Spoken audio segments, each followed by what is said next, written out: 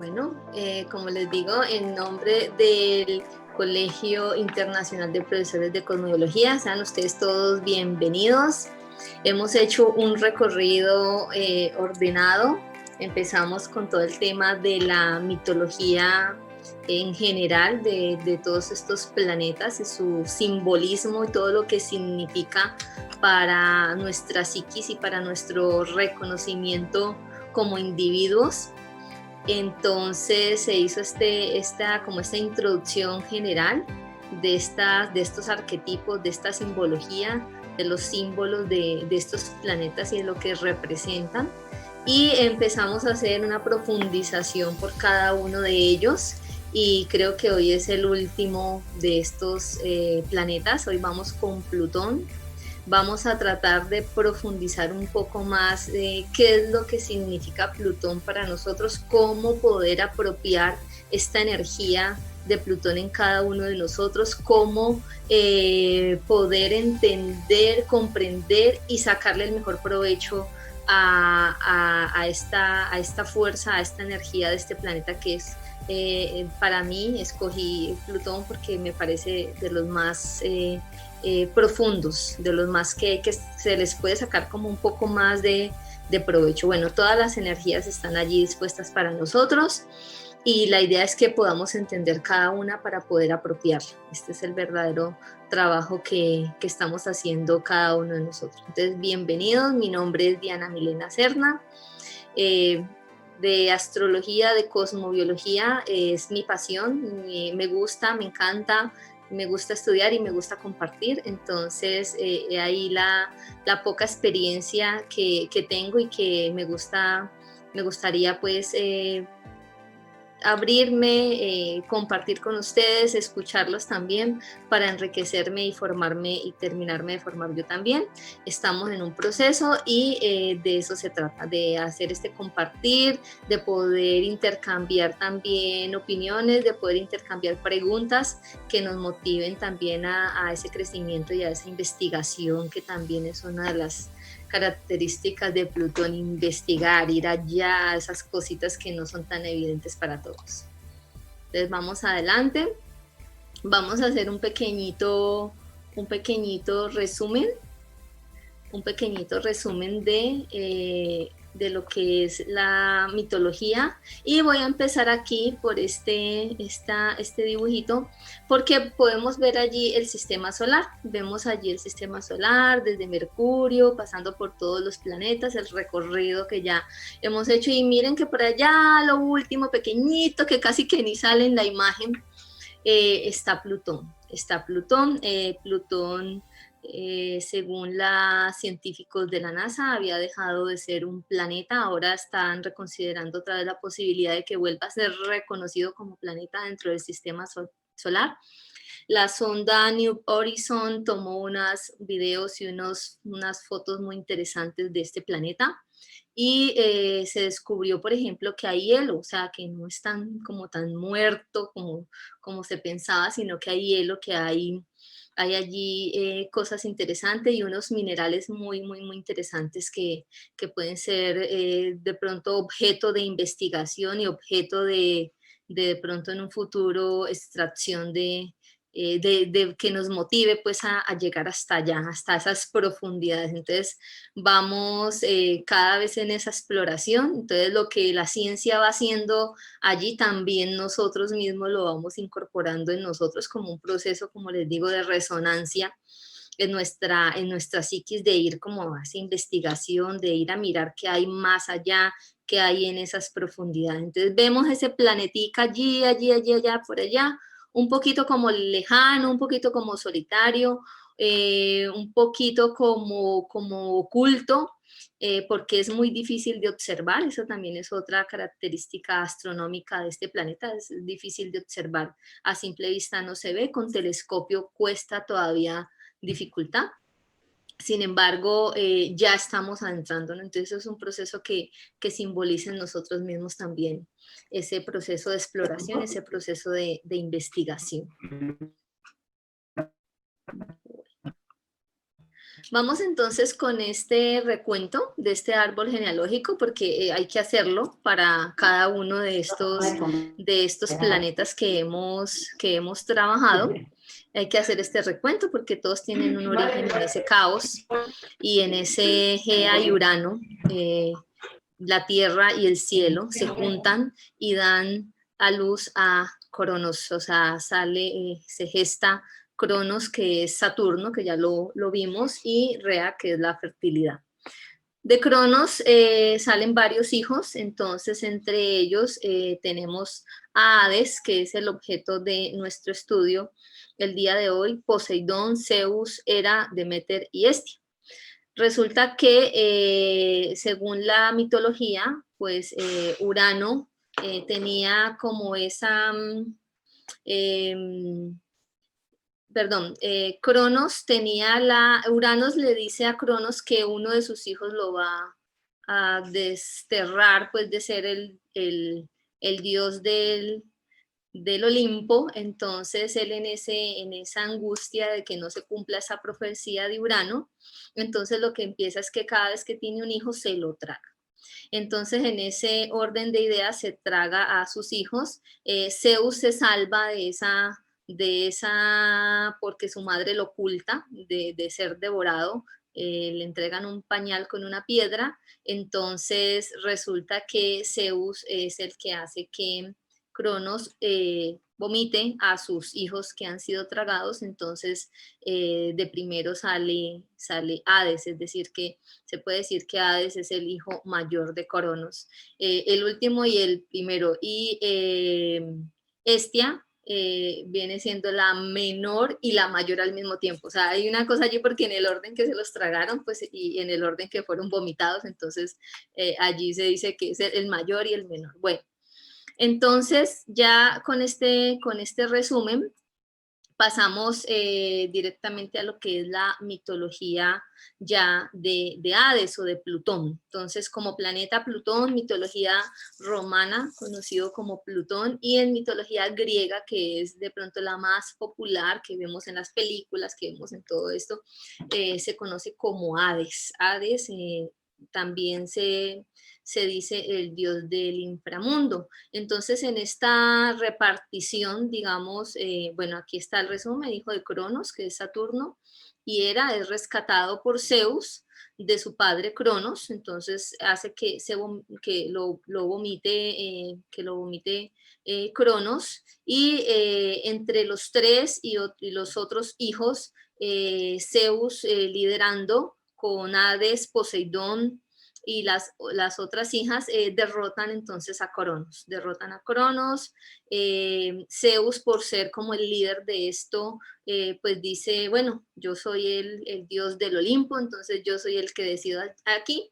Entonces sus hermanos empiezan a reclamar lo que es Poseidón y Hades, bueno, a nosotros que nos toca.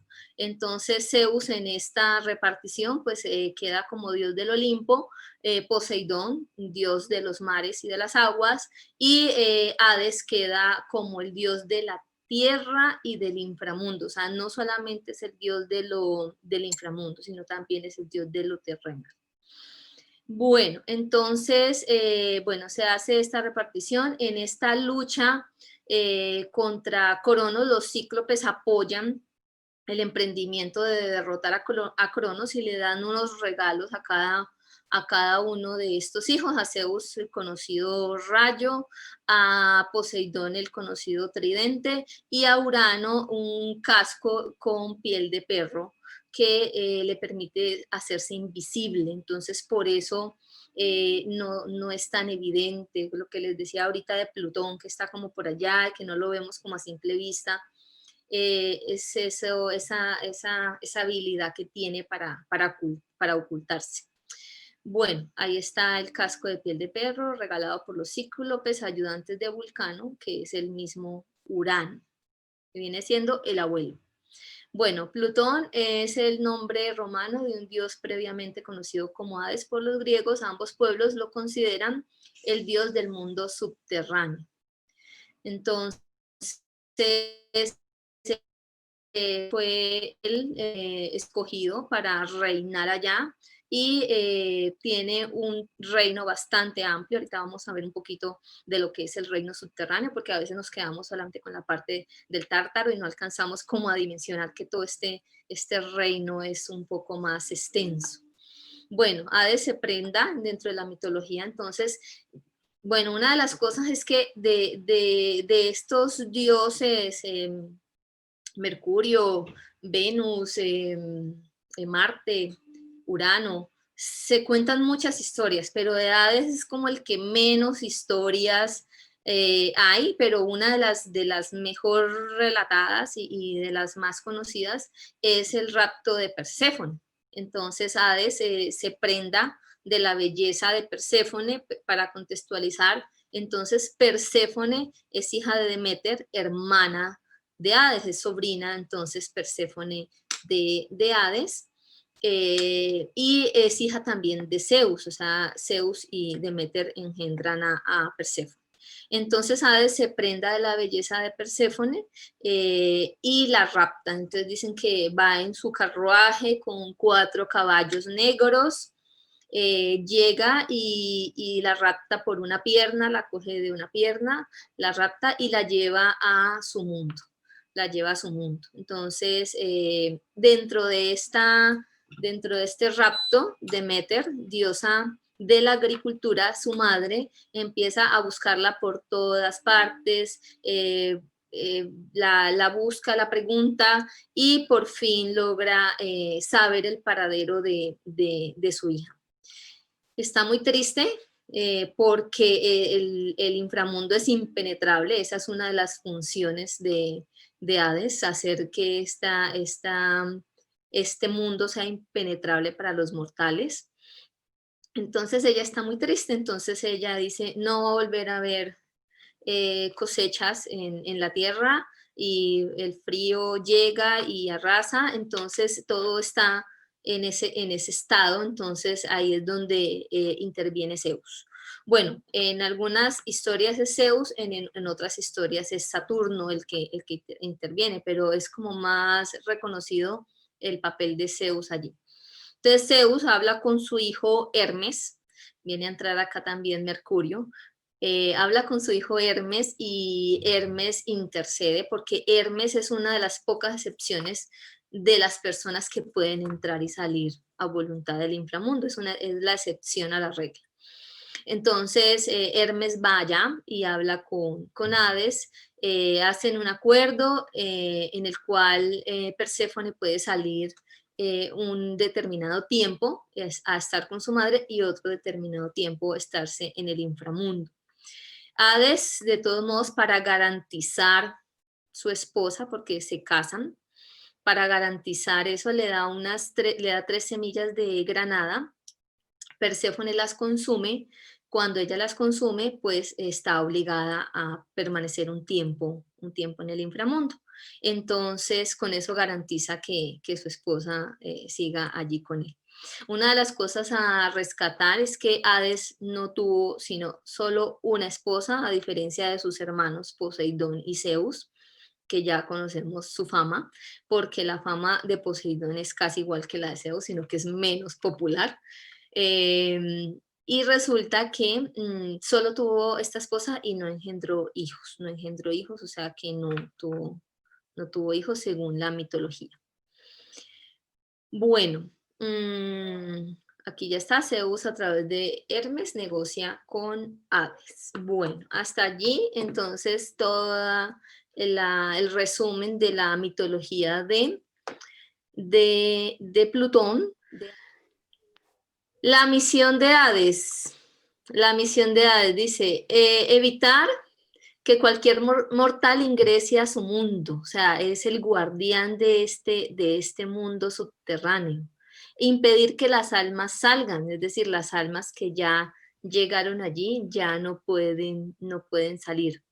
Contaba con la ayuda de Cerbero, que es el perro de 3 cabezas que pudieron observar allí, y cola de serpiente, un perro de 3 cabezas y cola de serpiente, y tiene un carruaje con 4 caballos negros, que es como su trineo. Entonces, dentro de esta excepción de evitar que cualquier mortal ingrese a su mundo, pues esta excepción a la regla la tiene Hermes, que puede entrar y salir cuando quiera. Y esto lo puede hacer porque es el que guía las almas, esto lo vimos en la mitología de Mercurio, es el que guía las almas al inframundo, las lleva pues por ese camino de la estigia y todo.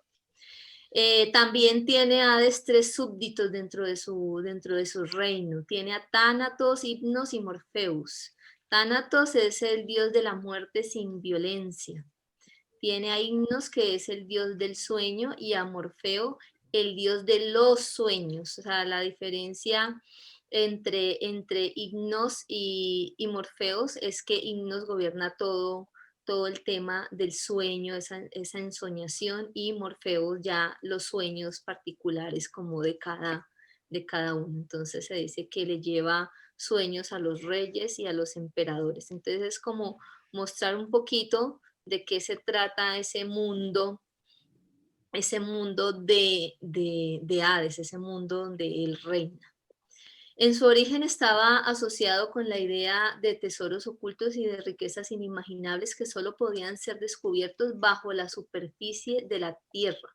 Se llegaba a ellos atravesando cuevas secretas que descendían lentamente hacia las entrañas mismas del planeta, lejos de la luz de la superficie conocida del mundo.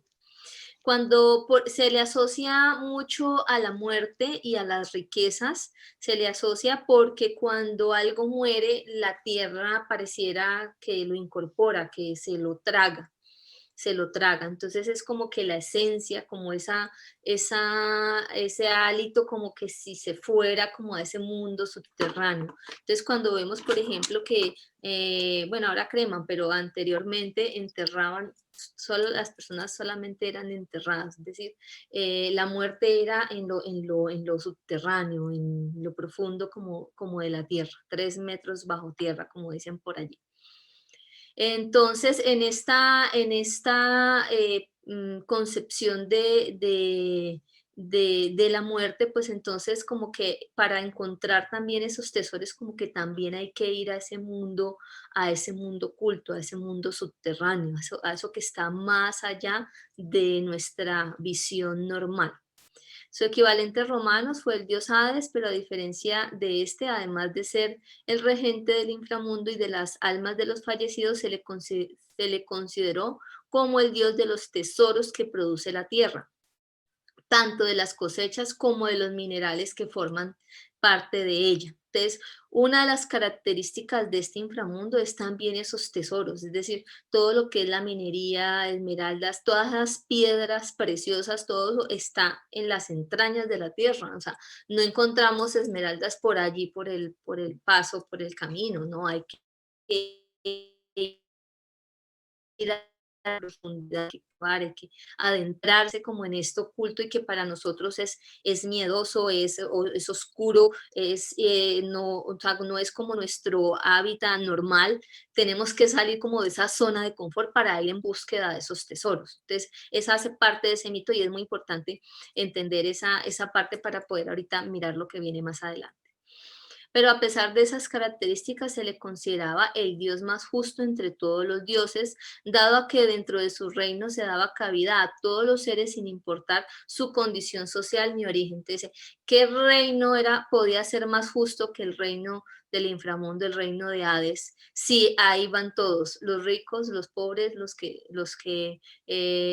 gobiernan, los que no gobiernan, o sea, todo el mundo va a dar allá. Entonces, ese era su sistema de justicia. Entonces, que él no era un dios que se pudiera sobornar. Se han escuchado, por ejemplo, que a Zeus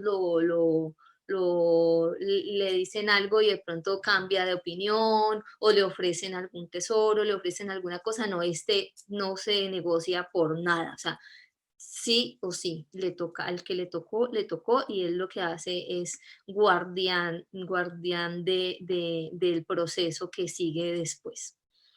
Bueno, luego de un tiempo, Plutón fue considerado como un dios benéfico y donador de riquezas. O sea, siempre esos dos puntos de vista, el punto de vista de la muerte y el punto de vista de los tesoros. Vamos a profundizar en esos dos conceptos. Bueno, entonces seguimos mirando como cuál era ese reino del Hola, inframundo. buenas tardes. Sí, Oye, una pregunta. ¿La reunión empezó hace mucho? a la una. O sea, no, voy muy perdida. No, vas bien. Pon cuidado y ya. Dale, dale, gracias. Bueno, entonces ese reino del inframundo va más allá de lo que nosotros podemos pensar como a simple vista, que es el tártaro o el infierno. Tenemos dentro de la percepción religiosa, tenemos una percepción como terrorífica que se nos ha dado del inframundo, de que no, si nos comportamos mal, entonces vamos a dar allá y que vamos a sufrir terribles cosas y terribles males. Entonces como que se quedó un poquito en nuestra psiquis esa concepción del inframundo, del mundo que gobierna Hades, se nos quedó en nuestra psiquis como de algo que no lo queremos, que no queremos ir allá, que no, o sea, que no es como lo chévere, como lo que queramos como ideal. Entonces, como que esa es la parte como que queremos borrar, como que esa partecita, no, esta es la chévere y aquí estoy bien, estoy en mi zona de confort y para allá ni nos asomemos. Entonces, dentro de este reino, entonces hay tres sectores, hay tres sectores. El primer sector es los campos elíseos, en donde van las almas, por ejemplo, los héroes, las personas que han hecho cosas, esto es todo dentro de la mitología griega, ¿no? Las almas que han sido heroicas, que han hecho, salvado ciudades y todas estas cosas, entonces allá van como quien dice, los buenos. Entonces allá hay regocijo, no hay trabajo, hay variedad de frutos y no hay hambre, no existe el hambre, todo es bonito. Miren la fotico allí pues de los campos elíseos y vegetaciones muy bonitas y unos lagos muy bellos y donde hay verdadera y pura amistad, todo es amor, todo es cariño, el refugio de los héroes. Esta es una de las partes, mire que, o sea, hay de todo en este mundo. Y están los campos asfódelos, donde van las personas promedio. Entonces, ¿qué dice la mitología? Como que ni los que son buenos ni los que son malos, los que no hicieron nada para destacar, pero que tampoco fueron esos villanos perversos, pues que querían acabar con todo el mundo, ¿no? Entonces, el ser humano promedio, es decir, los mediocres, los que están en el promedio. Entonces, estos están condenados a vagar entre las sombras, como que ni soy de aquí ni soy de allá, como dice la canción, y es un mundo triste, oscuro, gris, etcétera. Aquí hay un mapa, miren, lo pueden ver, entonces aquí están los campos elíseos, aquí está la llanura de los asfódelos y por acá está el tártaro, y ese que nos han metido tanto terror. Vamos para allá. El tártaro dice, es lo más parecido al inframundo.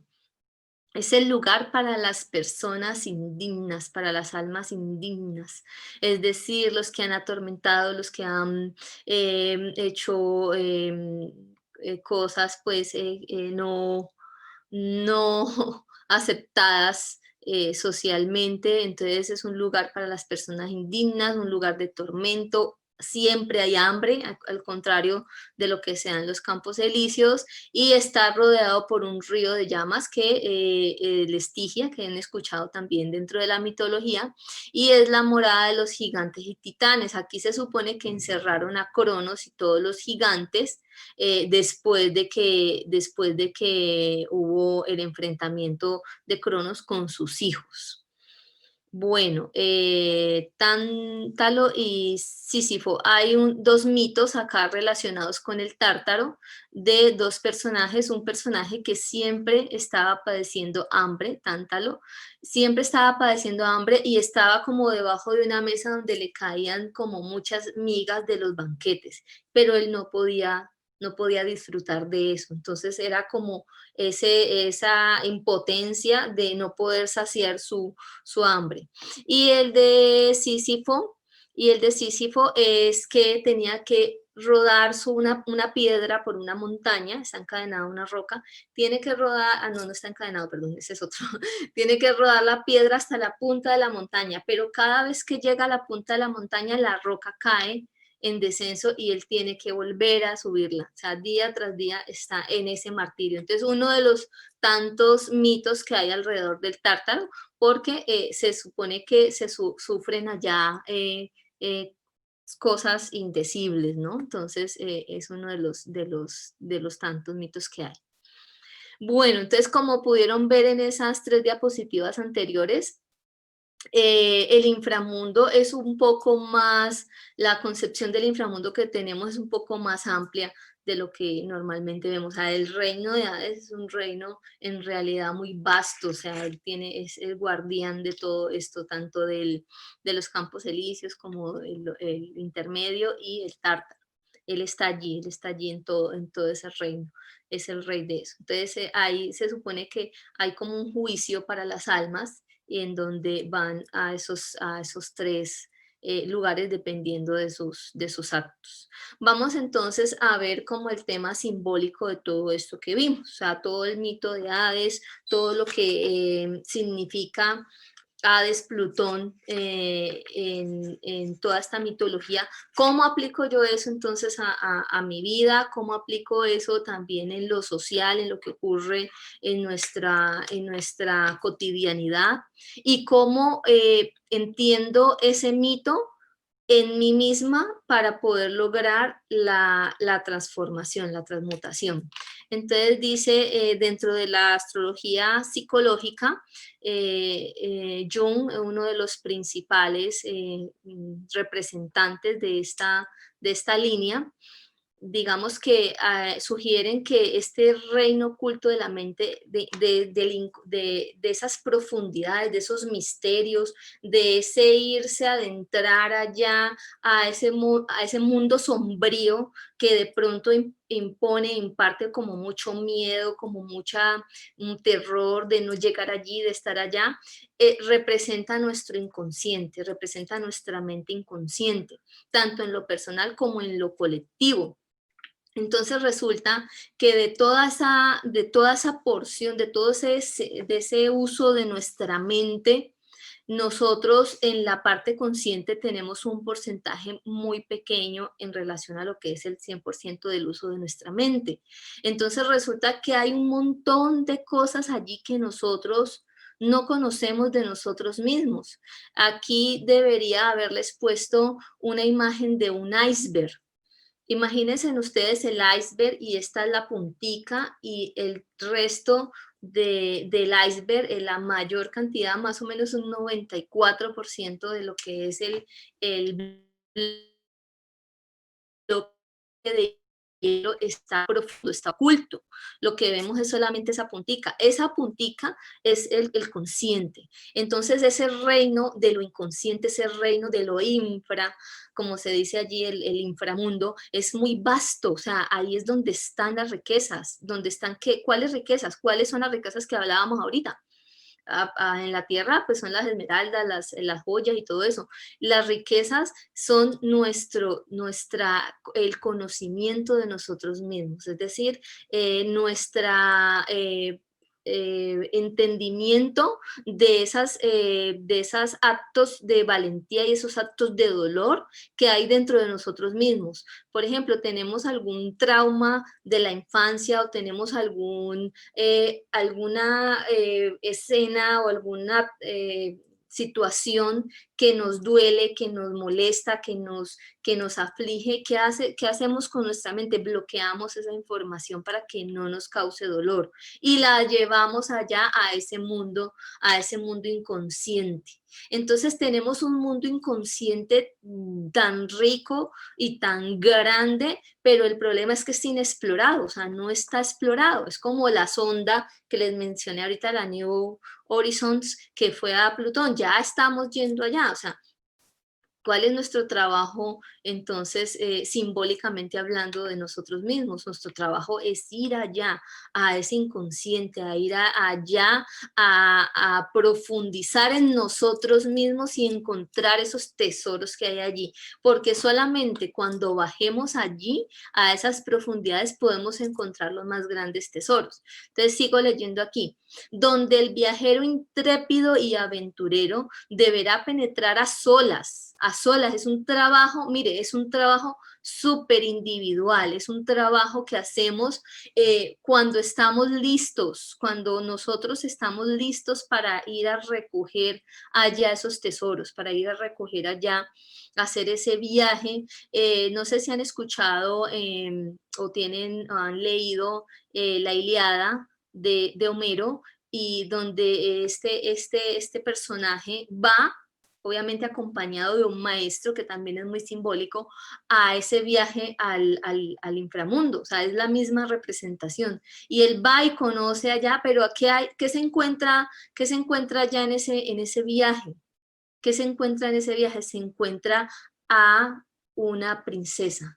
Ese es el tesoro, o sea, es como que él la rescata de allá, él llega y se encuentra con ella, que es como o sea, la representación simbólica del arquetipo ahí de la chica, es eso que es importante para nosotros, que es valioso, que viene representando como sí, ese tesoro o eso que es importante, que nos motiva como a hacer ese cambio y a hacer esa transformación. Entonces se dice que cuando alguien baja al inframundo, cuando sale ya no es el mismo. O sea, ha tenido que sufrir una transformación. Entonces, el problema es que como nos da miedo, entonces necesitamos una cosita que ahorita la vamos a ver. Entonces dice, penetrar a solas para apoderarse del conocimiento secreto y de riquezas que no tienen precio. Ojo, son riquezas que en el símil de la tierra, las esmeraldas, el oro, los diamantes, etcétera, en nuestra psiquis serían ese conocimiento de nosotros mismos. Es el descubrimiento del yo superior, esa perla que nos hace cada día como transformarnos, ser mejores.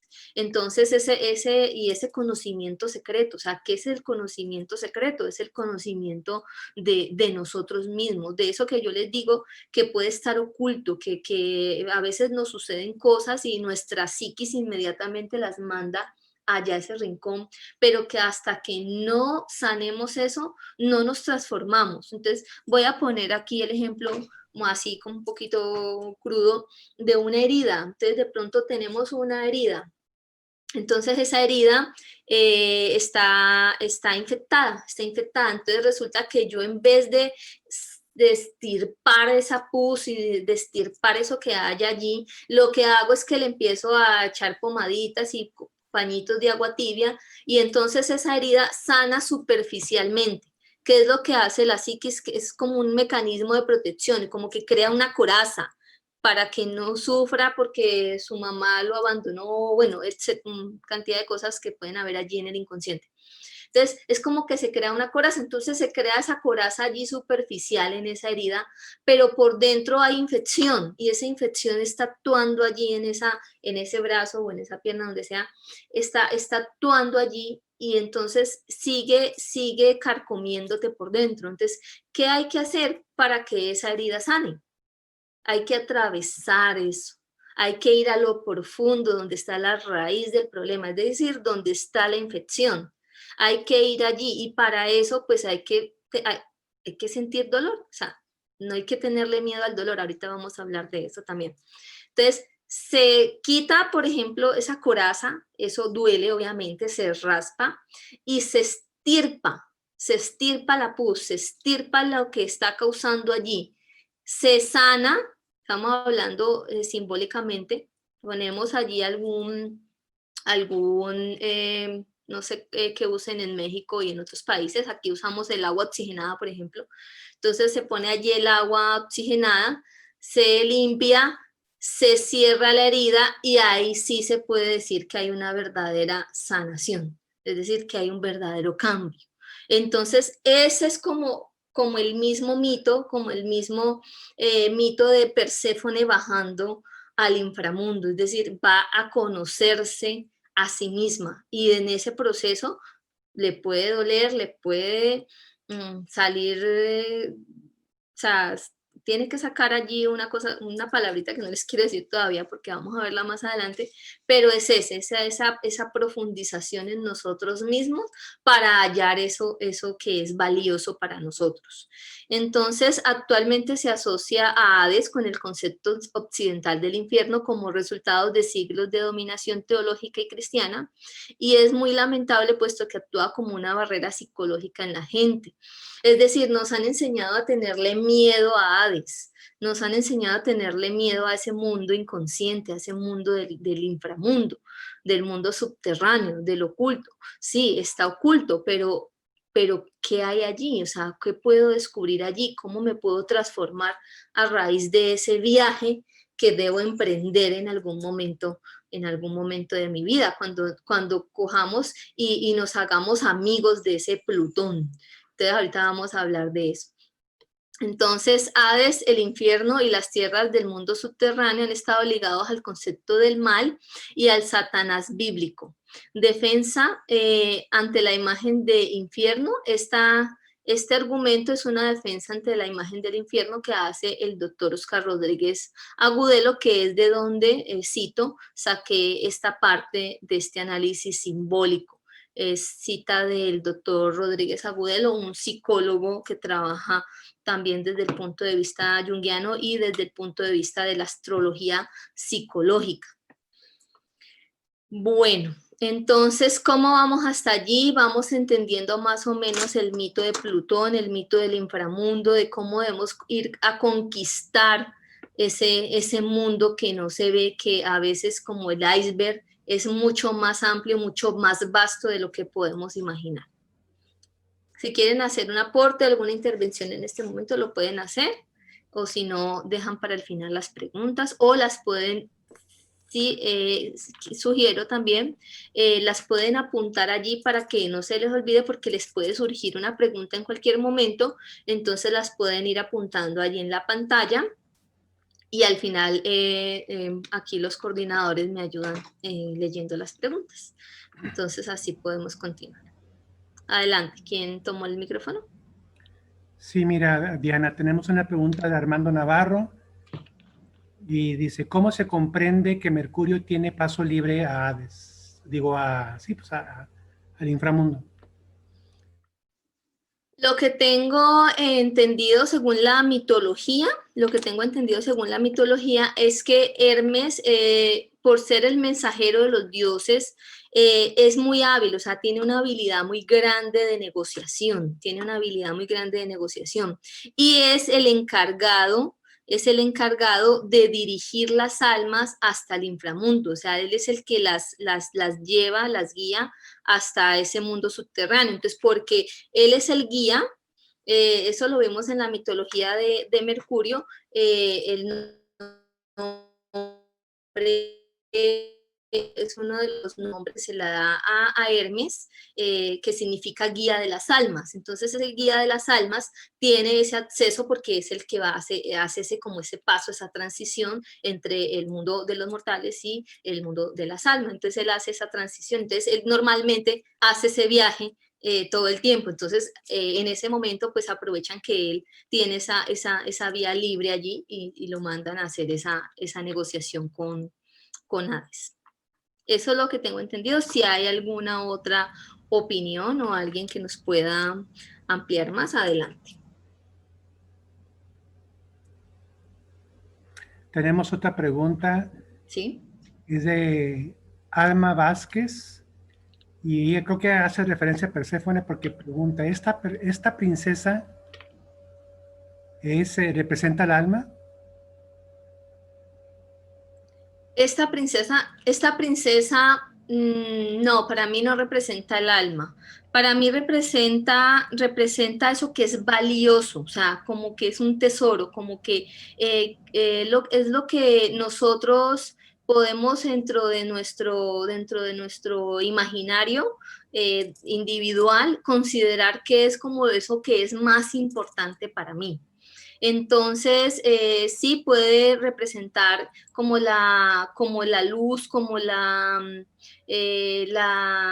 transformación, la transmutación de cada uno de nosotros, que es como el hecho, que es como esa esencia que queremos lograr cada uno en este camino, o sea, queremos lograr esa transformación.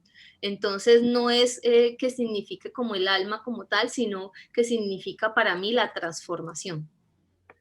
Gracias. También tenemos una pregunta de Ruth. Perdón, es que ¿Sí? de Ruth Lugo. Dice, Hades es el inconsciente y Perséfone es el tesoro a encontrar al buscar profundamente hacia nosotros mismos. Lo hace como pregunta. ¿Me repites porque lo entendí como una afirmación? Sí, sí, correcto. Bueno, ella pregunta, Hades es el inconsciente y Perséfone es el tesoro a encontrar al buscar profundamente hacia nosotros mismos. Sí, así es, así es. Está lo que acabé de hablar ahorita de Perséfone, eso que queremos encontrar en nosotros mismos, lo que es para nosotros en ese simbólico, eso que es importante, que es para mí sería el concepto de la transformación. Gracias. Ok. Tenemos una pregunta de Soraya. Dice, al hablar Diana hace el enlace sobre Plutón y el inconsciente. ¿Cuál es la diferencia entre la influencia lunar y el inconsciente y la fuerza plutoniana con esta parte oculta?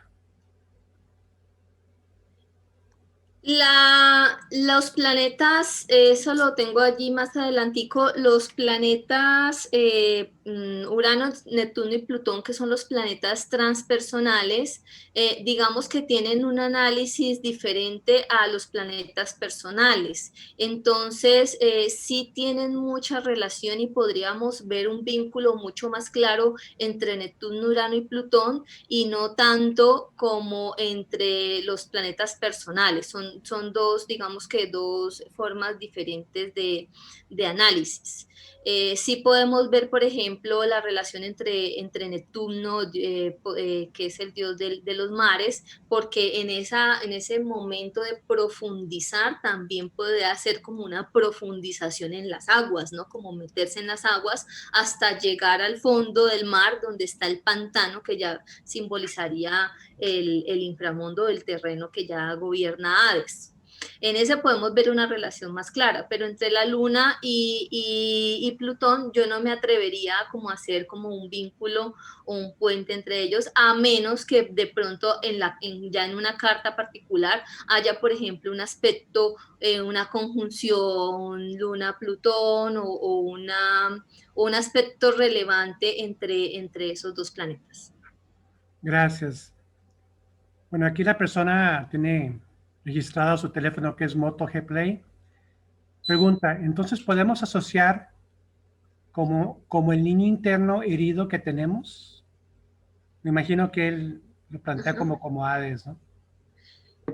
No, el mundo del inconsciente, o sea, yo pongo ejemplos, por ejemplo, de la niñez, pero no quiere decir que solamente sea cosas de la niñez. Hay aspectos de nuestra psiquis, hay aspectos de nuestra psiquis que tenemos en de nuestra psiquis, digamos, madura, de la madurez, que tenemos allí en ese mundo oculto. Por ejemplo, un deseo reprimido, una necesidad de placer, y entonces como se nos ha enseñado que entonces el placer erótico es malo, entonces hay que ocultarlo entonces, o reprimirlo, entonces eso puede estar allí en ese mundo oculto, en ese mundo de las profundidades, en ese inframundo, está allí, está allí, entonces no hemos explorado en él. ¿Por qué? Porque lo tenemos allí en ese oculto. O sea, lo que nos invita a es a vencer ese miedo, a vencer ese miedo de explorar en nuestras propias profundidades, ir allá, ir a encontrarnos en esa, qué hay dentro de mí, qué hay en mi propia oscuridad, en mi propia sombra, qué hay allí para sacarlo a la luz, porque ahí es la verdadera transformación, pero no solamente de procesos de la infancia, sino que puede ser de toda de nuestra vida, puede ser algo hasta muy reciente, pero lo bloqueo, lo bloqueo. Ok, tenemos Sí. a María Vela, donde dice, en el dominio de Plutón mencionaste Thanatos, Uh-huh. que es la muerte sin violencia, Morfeos, sueños de los dioses y himnos. Y ahí están los signos de interrogación. ¿Me puedes explicar mejor este último, por favor? Himnos. Correcto. Himnos, de himnos viene la palabra hipnosis, esa palabra como de ese mundo como de los sueños. La diferencia entre himnos y Morfeus es que himnos, según lo entendí, si alguien tiene más información, adelante, bienvenido, las ayudas. Ese mundo de los sueños, en general, es ese mundo de himnos. Y el mundo de Morfeos es el mundo del sueño que te llega como una revelación, como que te llega un mensaje allí en ese sueño. Entonces esa veo como la diferencia entre esos dos. Y son súbditos de Hades, es decir, hacen parte de ese mundo de lo inframundo, porque en el mundo de los sueños, cuando dormimos, estamos como en una muerte, o sea, estamos como en una desconexión, o sea, estamos en ese momento como desconectados de lo que es la vida y entramos como en un proceso de muerte. Entonces, es regido también por Hades. Y mire toda la riqueza que hay allí en ese mundo inconsciente. Estamos alrededor de 7 horas al día, de las 24, en ese mundo de los sueños. Entonces hay mucho también allí que poder profundizar. Gracias. Alejandra te pregunta, ¿podemos sanar el inconsciente y cuál sería esa manera de trabajar en ello? Ahí vamos, para allá, esa pregunta que hace Alejandra es lo que sigue, que vamos a hablar de la voluntad y vamos a hablar de la valentía, que son dos aspectos importantes, que es la invitación que nos hace este mito de Plutón, este mito de Hades. Muchas gracias por la pregunta. Bien, la última pregunta sería de Héctor Marino. Dice, un símbolo de Hades es en la película El Señor de los Anillos con Gandalf el gris, a Gandalf el blanco, con la lucha del dragón de fuego. Ah, excelente. Menos mal me vi la película porque no me había acorchado. Esa película me encanta, se las recomiendo, El Señor de los Anillos. En una escena, a Gandalf, les cuento entonces, Gandalf es un mago y siempre se ve gris, entonces le dicen Gandalf el gris, sus vestiduras son gris, el sombrero es gris. Pasando por un terreno oscuro, se encuentra con este dragón de fuego y este dragón de fuego lo arrastra como a las profundidades del infierno. Él piensa que ya lo derrotó, Gandalf está luchando con él, piensa que ya lo derrotó, el dragón cae, pero su cola lo agarra del pie como Hades agarró a Persephone de la pierna, lo agarra de la pierna y lo arrastra al inframundo. Hay un micrófono abierto. Entonces, piensa el director a pensar que ya murió y que ya no lo vamos a volver a ver, pero él renace de las cenizas como el ave fénix. Es uno de los mitos también, el ave fénix, que tiene relación con el mito de Plutón, cómo hay que morir para volver a renacer. Entonces ya cuando renace Gandalf, cuando vuelve a aparecer dentro de la serie, ya no es Gandalf el gris, sino que es Gandalf el blanco. Alguien me hizo rayitas en la pantalla. Sabes que sí, eso está apareciendo en todas las conferencias, de repente rayitas. Mira, Beatriz Hernández menciona, Hades entonces representa a nuestras taras, como pregunta, y luego, y vamos hacia la luz como elevar la conciencia, es otra pregunta, pasando por el infierno que vamos experimentando. Vamos con la primera, Francisco, porque si no me pierdo, yo no tengo la capacidad que tienen los maestros. Okay, entonces, Bueno, vamos con la primera. ¿Me repites la Hades pregunta? entonces representa nuestras taras. Bueno, Hades no solamente representa nuestras taras, Hades, o sea, nuestras taras pueden ser a veces muy conscientes. Hades representa lo que tenemos inconsciente, o sea, lo que tenemos oculto, lo que no queremos mostrar. A veces somos mal geniados y todo el mundo sabe que somos mal geniados, pero a veces somos, a ver, tenemos allí por allí como un deseo asesino, pero eso sí, yo no quiero que nadie se dé cuenta, o sea, eso es lo oculto, lo oculto, lo oculto, lo oculto, es una tara también, así como ser mal geniados puede ser también una tara, pero esa parte la tengo allí muy refundida, entonces se refiere más es como a lo oculto, como a lo que no es tan evidente de mi personalidad. Si la siguiente pregunta, bueno, menciona, ¿vamos hacia la luz como elevar la conciencia? Sí, esa para mí es la respuesta es sí, ese es el camino, o sea, ese es el camino, sino que en ese camino de ida hacia la luz nos encontramos con todas esas energías de esos planetas que están latentes en el universo y latentes en nosotros mismos, entonces a veces nos encontramos con la energía de Venus y nos enamoramos y estamos chévere y pasamos rico y vemos armonía y belleza en todo, pero a veces también nos toca enfrentarnos con la energía de Plutón, que es una energía más fuerte, más profunda, más de ir a la raíz y un poquito dolorosa, porque no hay que tenerle miedo al dolor, no hay que tenerle miedo al dolor. Entonces, con todas esas energías hay que encontrarnos para ese proceso de encontrarnos con la luz. Y la última parte de sus tres preguntas menciona, pasando por el infierno que vamos experimentando a lo largo de nuestra vida. Es correcto. En algunos momentos más infierno que otros, en el concepto que tenemos de infierno, que como les digo, está muy permeado por la religión. Entonces, ese concepto de infierno tenemos que irlo también transmutando, o sea, tenemos que ir transmutando ese concepto para que podamos ver todo este proceso de Hades, este proceso de irnos al inframundo, lo veamos como un proceso de transformación y no como un proceso de miedo, de terror, de negación, podría ser la palabra, sino como un proceso de transformación. Entonces ahí es donde nos hacemos amigos de Hades, que es como una de las conclusiones que quiero que nos llevemos el día de hoy, nos hagamos amigos de Plutón, o sea, nos hagamos amigos de Plutón y que podamos conquistar el dolor y podamos conquistar el placer. Ahorita hablamos de eso. Adelante. Sí, tenemos aquí a Cecilio Tlamizin, otro profesor del colegio, que quiere aportar algo. ¿Sí? Sí, gracias, Francisco. Bueno, es que en relación a una pregunta que hizo Soraya, que si hay relación entre la Luna y Plutón o Hades.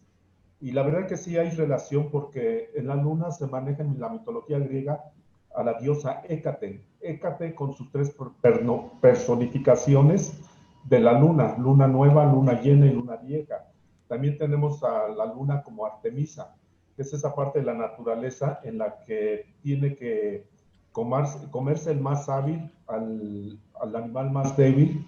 Es una cruda lucha por la supervivencia.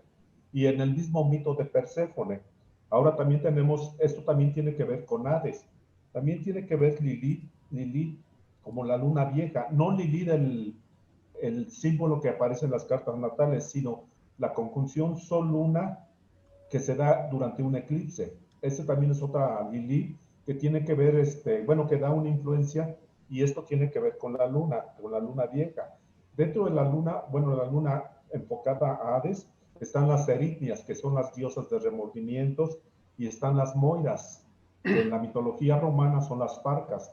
Las Moiras tienen que ver con el medir un hilo, el cortarlo y el hilarlo o tejerlo, que representan el comienzo de nuestra vida. Entonces sí hay mucha relación de la luna a través de estas diosas. Nada más era esa aclaración. Bien, gracias. Vamos ahí ya empiezan a aparecer más preguntas, pero creo que ya debemos Sí. de terminar. tu presentación y luego contestamos, ¿no? Sí, eso, si nos queda al final, seguimos con las preguntas que, por cierto, muy interesante y muchas gracias. Seguimos entonces acá con el análisis simbólico de este mito, porque me parece que más que de conocer la historia, pues es como eso lo vamos aplicando en nuestra psiquis. Entonces, el hecho que la luz se apaga, la luz que se apaga solo puede hallarse en la más profunda oscuridad y que el camino al cielo pasa por el infierno. Eso es parte de una de las preguntas que hicieron ahorita. Entonces vamos en ese camino hacia la luz y en ese camino hacia la luz debemos también hacer, entre otros, este trabajo con Plutón. La mayor parte de la gente encontrará la luz verdadera dentro de su mente inconsciente. Mire, a veces, como les digo, como ese iceberg, ese porcentaje de luz que vemos es solamente una fracción. O sea, imagínense toda la luz que podemos encontrar yendo a esa parte inconsciente y dándole luz, llevándole luz a esa sombra. O sea, ¿cómo seríamos entonces de poderosos? ¿Cómo encontraríamos ese tesoro más preciado, esa joya más preciada, si hiciéramos ese trabajo de irnos a esa profundidad? Entonces, como dijo el Buda, el mundo está cabeza abajo y la luz vive en la oscuridad, pero la oscuridad no lo comprende. Es decir, si no comprendemos nuestra oscuridad, no podemos iluminar esa parte tan rica, tan vasta que tenemos allí. Es aproximadamente un 94% de lo que se habla, pues, que en este momento está en nuestra parte inconsciente. O sea, que tenemos un mundo por explorar ahí supremamente amplio. Entonces, para hablar un poquito de Plutón en la astrología, entonces Plutón fue descubierto en 1930 y sucedieron unas cosas en ese momento a nivel de nuestro planeta. Plutón es uno de los planetas transpersonales, como les estaba mencionando ahora. Este es un excepcional sincronismo para comprender el significado de Plutón en la astrología. Plutón tiene que ver con el poder, con conseguirlo, todo con llegar a lo máximo. Entonces, es decir, cómo esa necesidad de nosotros mismos, esa necesidad de nosotros mismos de poder, podemos transformarla y podemos llevarla, ordenarla, digamos así, ordenarla para que eso no se convierta como en un poder sin control, sino un poder sobre nosotros mismos, es decir, un poder sobre nuestra psiquis, un poder sobre nuestra conciencia, es la palabra. Entonces, Plutón nos motiva a crecer y a evolucionar. Ese punto de insatisfacción que le hace querer mejorarse continuamente. Para ello conecta con lo esencial, con lo auténtico, con lo verdadero.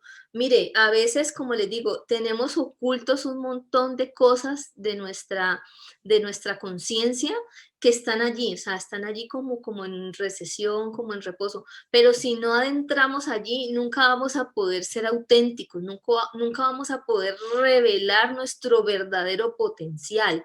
Entonces, ¿cuál es la invitación de Plutón? Esa invitación a que vaya y explore, sea valiente, evolucione, crezca y a veces es como que Plutón se debate como entre dos extremos muy fuertes, como que o lo quiero todo o no lo quiero nada, o te quiero con todo el corazón o te odio a muerte. O sea, es como buscar esa fuerza, porque es una fuerza muy poderosa, o sea, una fuerza latente ahí en nosotros para eso, para explorar, para evolucionar, para que esa insatisfacción de lo que tenemos sea orientada hacia nosotros mismos, hacia la conciencia, hacia traer luz a nosotros. Plutón es una imagen guía muy intensa, como ya les dije, poderosa a nosotros, y este planeta transpersonal trasciende lo material y busca la perfección. Cuando se entiende mal la perfección, surgen los problemas, y es cuando nos quedamos en el ego, cuando nos quedamos en el ego, en esa parte de la posesión, en esa parte de la dominación, en esa parte del control, cuando nos quedamos allí y entonces nos quedamos empantanados como en ese punto y no logramos hacer ese proceso de transformación. Pero la energía, la fuerza, la tenemos, o sea, la fuerza está allí, está en el cosmos y está en nosotros mismos. Esa energía es la que hay que aprovechar para que nos dé esa valentía de adentrarnos en esas profundidades. Qué pena que sea repetitiva, pero es lo que debe para mí esencia quedar allí. Entonces, Plutón, valentía y voluntad.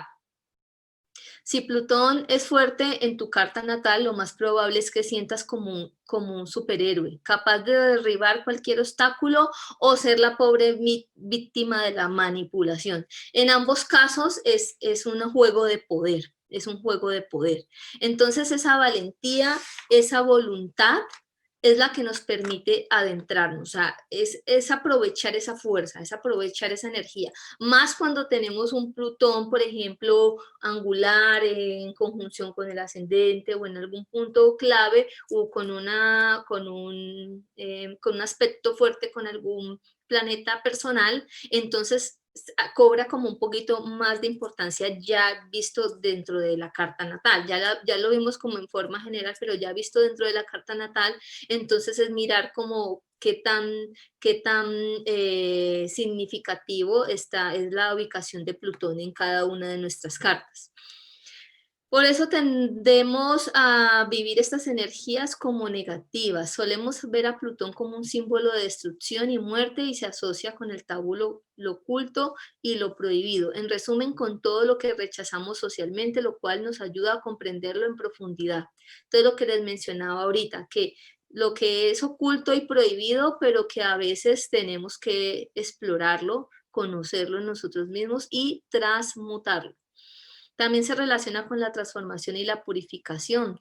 Lo negativo y oscuro es solo el principio de la historia de Plutón, que nos llama a vivirla hasta el final. Desde la muerte viene la resurrección, después del dolor la purificación, después del conflicto el acuerdo. Entonces lo que les decía ahorita de la herida, del pus, o sea, un poquito de dolor, pero ese poquito de dolor es el que ayuda a transformar. Entonces le tenemos miedo al dolor, le tenemos miedo al placer, le tenemos miedo al dolor y le tenemos miedo al placer, y lo que nos dice Plutón es sea valiente y entienda el dolor como una oportunidad de transformación y entienda el placer para que usted viva a plenitud y entienda que es estar vivo, o sea, sienta la alegría de vivir. Entonces, no se quede en el placer como lo negativo, como lo corrupto, no, que trascienda ese concepto y sea valiente y adéntrese en ese reino de lo profundo.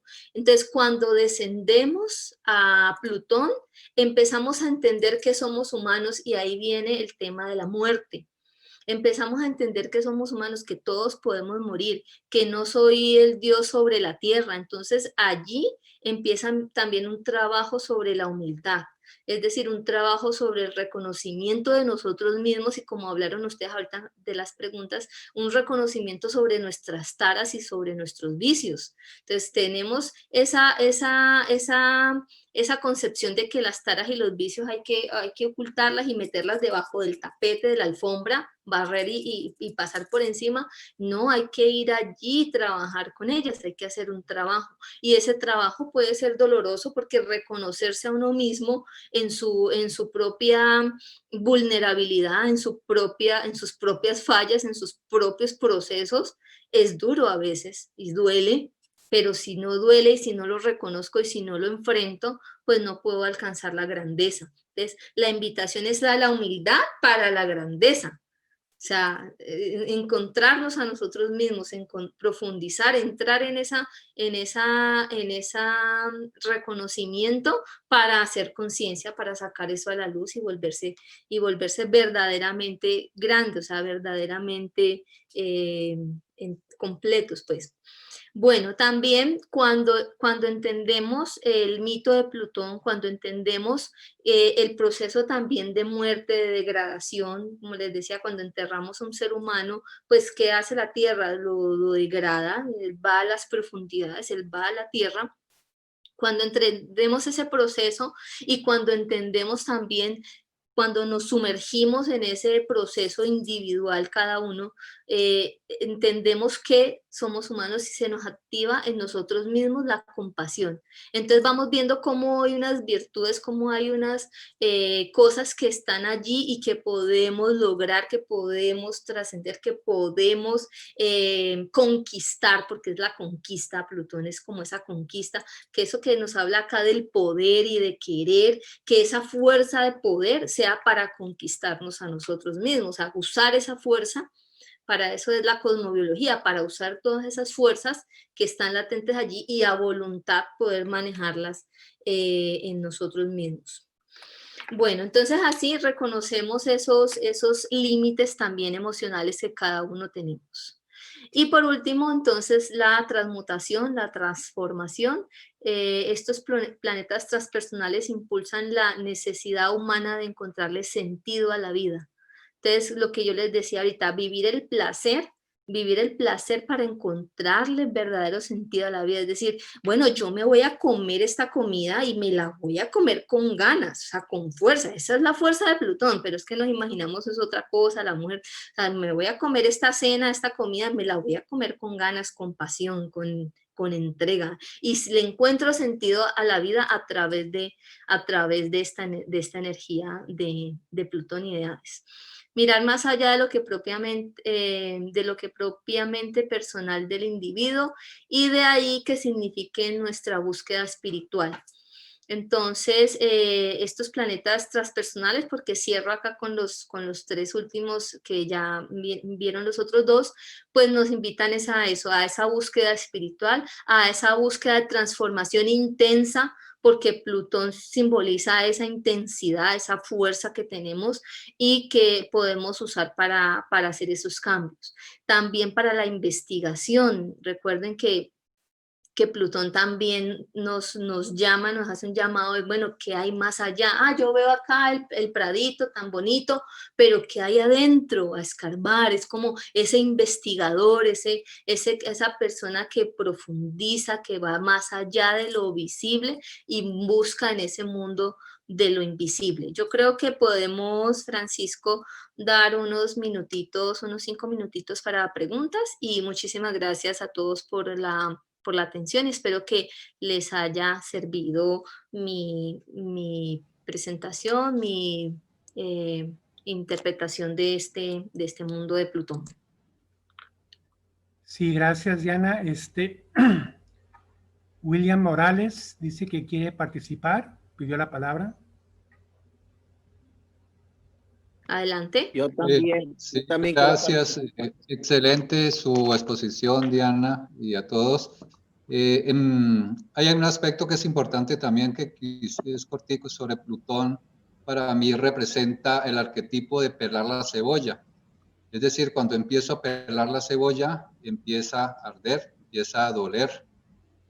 Y ese dolor, o sea, ¿por qué duele Plutón? Porque en el trasfondo veo algo que me incomoda, entonces dejo de pelar la cebolla, dejo de adentrarme cada vez más hacia allá. Y esa digamos, la sinceridad, cuando me sincero con algo, empiezo a ver básicamente ese trasfondo. Entonces, yo creo que lo que nos está indicando Plutón es que hay que empezar a morirse también, poco a poco, no olvidarnos de morirnos, o sea, de ir haciendo cambios y haciendo transformaciones. Es interesante que Plutón es el único planeta que tiene 7 símbolos. Parece interesante que analicemos si cada uno de los símbolos de Plutón pues tienen una forma de representarlo. De manera que tenemos una enseñanza maravillosa a través de Plutón. que siempre duele, Plutón siempre duele. Donde quiera que esté Plutón ahí hay dolor. Y no queremos, como decías tú, enfrentarnos al dolor o trascender el dolor para que no se convierta en sufrimiento. Muchas gracias, un abrazo para todos. Muchas gracias. Gracias, William. Pues mira, William, que es eso, o sea, la valentía, para mí que nos quede como también como resonando, es esa valentía para enfrentar el dolor, o sea, nos exige este camino, esta visión de esta energía de Plutón, nos exige ser valientes para conquistar la grandeza. Gracias, Diana. Tenemos aquí algo que publicó Fernando Castañeda. Uh-huh. Si quieres, Fernando, platicarlo, o si gustas, yo lo leo. Adelante. Bueno, lo platico. Es en relación a la pregunta que hace el honorable gurú Armando Navarro sobre cómo se comprende el paso de Plutón o entrada y salida al infierno. Tenemos que considerar que los mitos son arquetípicos y como tales representan las características de los seres humanos. Por eso fueron creados así. Y al ser arquetípicos, pues representan todas las diferentes formas en que nosotros somos. Y uno de los arquetipos que encaja perfectamente con todas las personas mercuriales, como ya sean de Virgo, de Acuario, de Géminis, o que tengan su Mercurio en cualquiera de estos signos, o que tengan el Mercurio angular, o sea, uno de los 4 puntos cardinales. Todas esas personas mercuriales tienen la capacidad, el talento, la inclinación de ser negociadores en lo armónico y en lo inarmónico, porque un negociador armónico pues busca conciliar entre diferentes partes, y un negociador inarmónico pues busca conciliar buscando que sus intereses queden muy bien correspondidos o satisfechos, ¿verdad? Entonces, esa es la capacidad de Mercurio, el negociar para bien o para mal, para su beneficio propio o para buscar la solución. Y entre los más difíciles o los más radicales situaciones, los negociadores entran en una y en otra situación. Y ese es un arquetipo que representa Mercurio. Gracias, Diana. Felicidades por tu exposición. Muchas gracias. Muchísimas gracias a todos por sus preguntas, por su interés. Este mundo de la cosmobiología es un mundo muy amplio, o sea, es un mundo que nos invita a hacer un proceso de transformación, y este recorrido por cada uno de los planetas me parece que es genial, es fundamental para nosotros mismos, porque vamos entendiendo cómo esas energías del universo actúan en nosotros mismos y cómo nosotros podemos con esas energías actuar de una forma o de otra, es decir, elegir. Como dicen por ahí, los astros se inclinan, pero no obligan. Y están haciendo, veo acá en el chat, que ya estoy viendo el chat, muchas preguntas acerca de interpretaciones ya como puntuales en la carta, y yo creo que eso es tema de las próximas conferencias, porque vamos a seguir profundizando. Ahorita no vamos a responder esas preguntas, porque la idea es que cada vez que vamos avanzando, cada uno pueda darse como su respuesta con su carta, esté mirando su carta y esté mirando, bueno, qué está sucediendo allí. Entonces, no sé si Francisco haya alguna otra pregunta. No, mira, más preguntas no hay ahorita, son peticiones de interpretación, pero también hay que entender que para ti, pues empezaste una hora después de lo programado, porque en Colombia no hubo cambio de horario. Una disculpa de parte del colegio. Entonces, pues probablemente tengas cosas que hacer. Pues pediría a Fernando, si fuera tan amable, de ir cerrando ya esta brillante exposición como siempre. Bueno, pues agradecemos a todos su participación. Diana, pues muy bonita tu exposición como siempre. Y en las próximas, en esta semana hacemos el programa de las siguientes conferencias y lo vamos a enviar por todas las redes, por todos los grupos, ¿verdad? Pues muchas gracias a todos y buenas tardes. Pax. Gracias, Diana. Buenas tardes, Pax. Muchas gracias, Pax. Invitadísimos todos para que sigan los miércoles al mediodía acompañándonos. Los que quieran pertenecer al grupo donde se está mandando la invitación, Astros y Cosmos, pues nos lo pueden hacer saber a cualquiera de los coordinadores. Muchísimas gracias y chao. Gracias. Gracias. Excelente. Muchas gracias a todos. Muchas gracias por la exposición. Muchas gracias. Gracias a todos. Gracias a todos. Gracias a todos. Gracias, Diana. Un abrazo, bendiciones. Gracias a todos. Gracias. Gracias. Excelente exposición. Gracias a todos. Gracias a todos. Feliz día. Gracias, Diana.